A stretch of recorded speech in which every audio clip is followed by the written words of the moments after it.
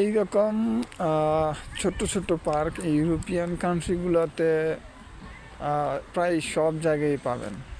Because এই যে এই ছোটো ছোটো পার্কগুলো মূলত করা হয় বাচ্চাদের মনোরঞ্জন, তাদের বিকাশ, তাদের জন্য মূলত বেস করে এই পার্কগুলো তৈরি করা হয়।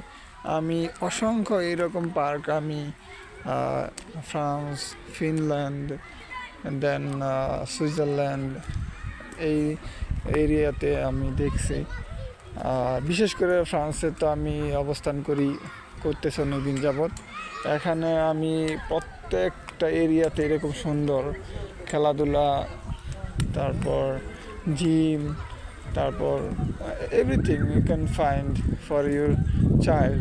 সো এই জন্যই আমার মনে হয় যে ইউরোপের দিকে মানুষের এত ঝোঁক, কারণ তারা মূলত মানুষের যে চাহিদা সেই দিকে তারা লক্ষ্য বেশি রাখে। কীভাবে একজন মানুষকে সে হ্যান্ডিক্যাপ বা যাই হোক অথবা তাকে কীভাবে আর কি ভালো রাখা যায়, তার মেধা বিকাশ করানো যায়, সেই বিষয়টাই তারা খেয়াল রাখে বেশি। এখানে যে বাচ্চাদের জন্য আলাদা ছোট্ট একটা গ্রাউন্ড করা হয়েছে, artificial ground.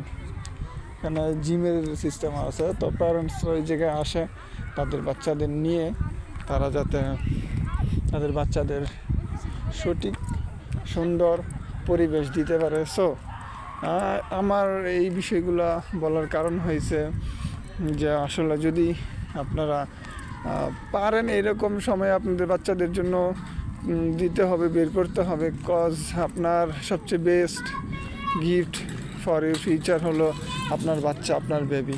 So be careful and take your time for your child. Okay, by.